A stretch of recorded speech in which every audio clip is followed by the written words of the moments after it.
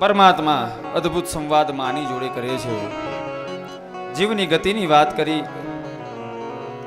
અને અંતે માં દેવહૂતિને કહે છે, માં તને આ બધું યાદ રહેશે ને? માં દેવહૂતિ કહે, બેટા આટલી બધી મોટી મોટી વાતો તારી મને કેવી રીતે યાદ રહે? માં કહે છે, બેટા આટલી બધી મોટી મોટી વાતો મને યાદ નહીં રહે. ભગવાન કહે છે, માં હું તો યાદ રહીશ ને. દેવહૂતિ કહે, બેટા આ જગતની એવી કઈ માં હશે કે જેને પોતાનો દીકરો યાદ ન રહે? માં દેવહૂતિ ભગવાન કપિલને આલિંગન આપે છે. જ્યાં ભગવાન કપિલને આલિંગન આપ્યું ત્યાં માં દેવહૂતિના આંખમાંથી અશ્રુ વહી ગયા અને ભગવાન કપિલની આંખમાંથી પણ અશ્રુ વહી ગયા. એટલે આંખની અંદરથી અશ્રુ બિંદુ જ્યાં જ્યાં પડ્યા ત્યાં બિંદુ સરોવર ઊભું થઈ ગયું છે. એ બિંદુ સરોવર આજે પણ સિદ્ધ ક્ષેત્ર, એટલે અત્યારે આપણે એને સિદ્ધપુર કહીએ છીએ, ત્યાં બિંદુ સરોવર છે. જે જગ્યાએ માં અને પુત્ર સિદ્ધ થયા એટલે એને સિદ્ધ ક્ષેત્ર કહેવામાં આવે છે, માટે ને સિદ્ધપુર કહેવામાં આવે છે. અને માં ત્યાં મોક્ષને પ્રાપ્ત કર્યા એટલે ત્યાં માતૃગયા કરવામાં આવે છે. અદ્ભુત સંવાદ કર્યો છે. તૃતીય સ્કંદનો વિરામ કરી ચતુર્થ સ્કંદમાં પ્રવેશ કર્યો છે. બાપુ ખુશ થઈ ગયા કે ધીરે ધીરે આગળ આયા ખરા કે હવે.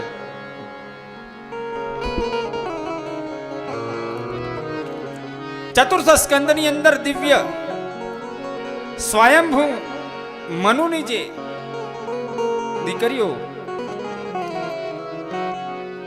ની વ્યવસ્થા હતી એની અહીંયા વંશાવલીની ચરિત્ર કથાઓ કીધી છે. બ્રહ્માજીના જે 10 પુત્રો એમાં 9 પુત્રો જે હતા એ કરદમ ઋષિની 9 કન્યાઓની સાથે એના વિવાહ કરાવ્યા હતા.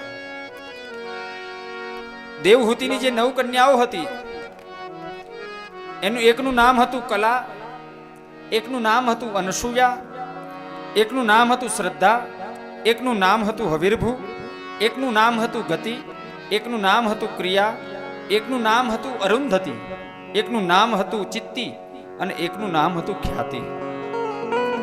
આવી રીતે 9 પુત્રીઓના 9 જે ઋષિ હતા મરીચી, અત્રિ, અંગીરા, પુલસ્ય, પુલહ, ક્રતુ, વસિષ્ઠ, અથર્વા અને ભૃગુ એની સાથે વિવાહ કરાયા છે.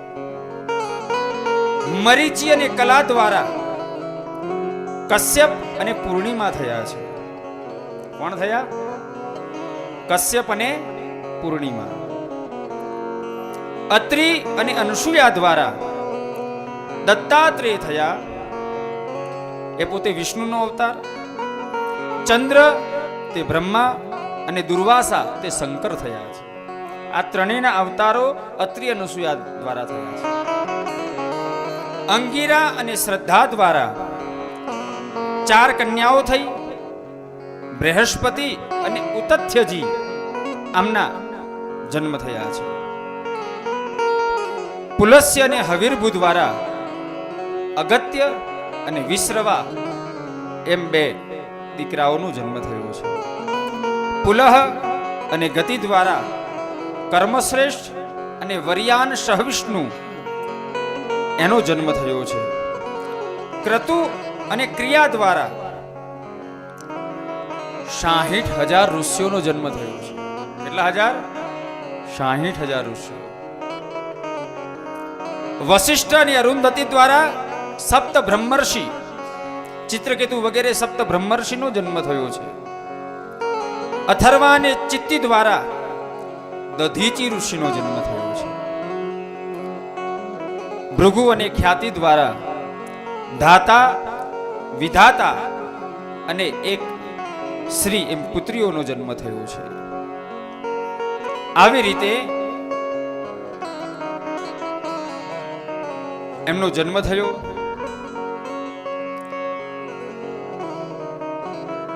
એની અંદર પણ આગળ ચરિત્ર કરતા કહે છે, બ્રહ્માજી દ્વારા જેટલા લોકો ઉત્પન્ન થયા હતા એમાં એક ધર્મ પણ ઉત્પન્ન થયા હતા. તો એ ધર્મની સાથે દક્ષની 16 કન્યાઓના વિવાહ કરે છે.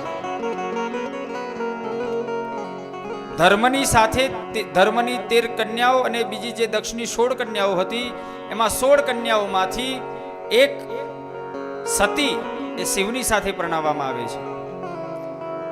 સ્વાહા જે દીકરી હતી તે અગ્નિનારાયણને પરણાવવામાં આવે છે, અને સ્વધા નામની જે દીકરી હતી તે પિતૃઓને પરણાવવામાં આવે છે. એટલે અગ્નિમાં કંઈ પણ અર્પણ કરીએ તો શું બોલીએ છીએ? સ્વાહા. તે અગ્નિની પત્ની છે. પિતૃઓને કઈ અર્પણ કરીએ? આવતીકાલે પિંડદાન તર્પણ કરવા આપણે જવાના છે, બરોબર ને પુષ્પકભાઈ? હે, કાલ જવાનું છે ને આપણે પિંડદાન કરવા, તર્પણ, કાલ તર્પણ કરવા જવાનું છે. તો નામ તમે પુષ્પકભાઈને નોંધાવી દેજો. આજનું સેશન પૂરું થાય એટલે જેને જેને તર્પણ કરવા આવવું હોય ને 9 વર્ષ શું રાખી છે છેલ્લે તમને અહીંથી કહેશે.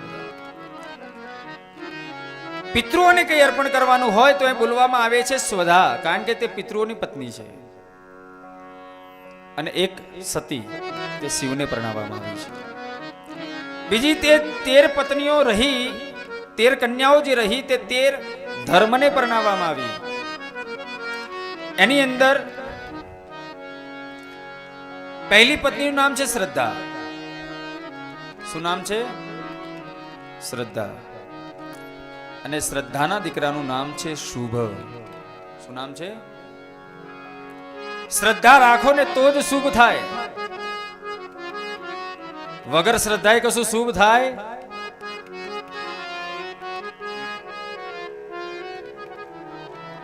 પણ એ શ્રદ્ધા કેવી હોવી જોઈએ? એ શ્રદ્ધાના વિવાહ કોની સાથે થયેલા હોવા જોઈએ? તો કહે છે શ્રદ્ધાના વિવાહ ધર્મ એટલે પોતાના કર્તવ્યની સાથે થયેલા હોવા જોઈએ, તો જ એ ધર્મની પત્ની શ્રદ્ધા અને શ્રદ્ધાથી શુભ થાય છે. આખા જીવનની શૈલી છે આ. ધર્મની બીજી પત્ની છે મૈત્રી. શું નામ છે? અને મૈત્રીને દીકરાનું નામ છે પ્રસાદ. શું નામ છે? પ્રસાદ. પ્રસાદ એટલે બેનિફિટ. મૈત્રીમાં હંમેશા કઈ ખોટું થાય, ઓલવેઝ હેલ્પફુલ હોય. પણ કેવી મૈત્રી? તો કહે છે જે મૈત્રીએ ધર્મની સાથે વિવાહ કર્યા હોય. ધર્મની ત્રીજી પત્ની છે દયા. શું નામ છે? અને એ દયાના દીકરાનું નામ છે અભય. શું નામ છે? અભય એટલે જ્યાં ભય નથી તે. પણ દયા કેવી? કર્તવ્ય યુક્ત જે છે, ધર્મની સાથે જેને વિવાહ કર્યા છે તે દયાના દીકરાનું નામ છે અભય. કોઈની ઉપર દયા કરો તો પછી ભય લાગતો નથી. ધર્મની ચોથી પત્ની છે શાંતિ, અને એના દીકરાનું નામ છે સુખ. માટે એક શબ્દ આપણા ત્યાં ગુજરાતીમાં આવ્યો, સુખ શાંતિ છે ને. હે, આ માતાના દીકરા બે માતા પુત્ર છે. પણ કેવી શાંતિ? તો કહે છે જેને ધર્મની સાથે વિવાહ કર્યા છે એ શાંતિના ત્યાં સુખ હોય. પાંચમી પત્ની છે તુષ્ટિ, અને એના દીકરાનું નામ છે મોદ. મોદ એટલે મોદ એટલે શું?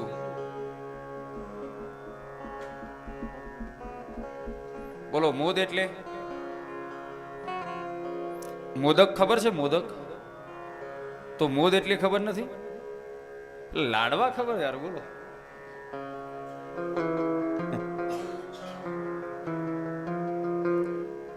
મોદ એટલે આનંદ.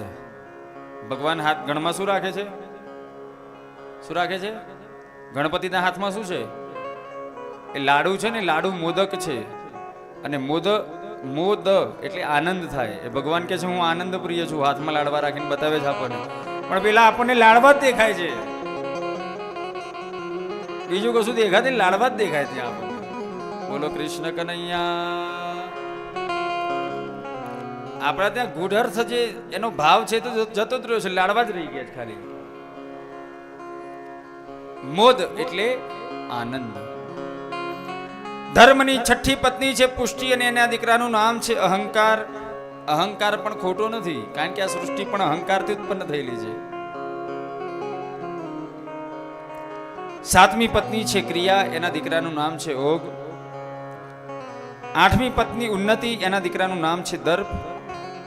નવમી પત્ની છે બુદ્ધિ અને એના દીકરાનું નામ છે અર્થ. અર્થ એટલે લાભ, બેનિફિટ એટલે બુદ્ધિ. બુદ્ધિથી અર્થ છે. અર્થ ઉપાર્જન કોનાથી થાય છે? બુદ્ધિથી. બુદ્ધિથી ધર્મ ઉપાર્જન ન થાય, બુદ્ધિથી કેવલ અર્થ ઉપાર્જન જ થાય છે. પણ આપણે બુદ્ધિ ક્યાં લગાવીએ છીએ? બુદ્ધિ ક્યાં લગાવીએ છીએ? ધર્મમાં. ક્યાંથી મેર પડે? લેવા દેવા જ નથી ક્યાંય.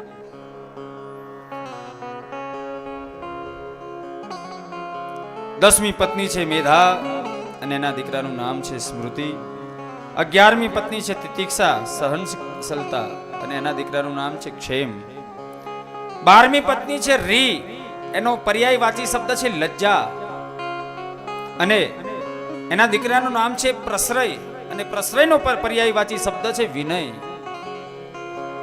લજ્જાના ત્યાં વિનય છે. વિદ્યા વિનયેન શોભતે. વિનય એટલે વિવેક, લજ્જાથી વિવેક થાય. અને 13મી પત્ની છે બોલીએ મૂર્તિ માત કી જય. અને એ મૂર્તિના ત્યાં બોલીએ નર નારાયણ ભગવાન કી જય. એ મૂર્તિના ત્યાં સ્વયં ભગવાન નર નારાયણનું પ્રાગટ્ય થયું છે.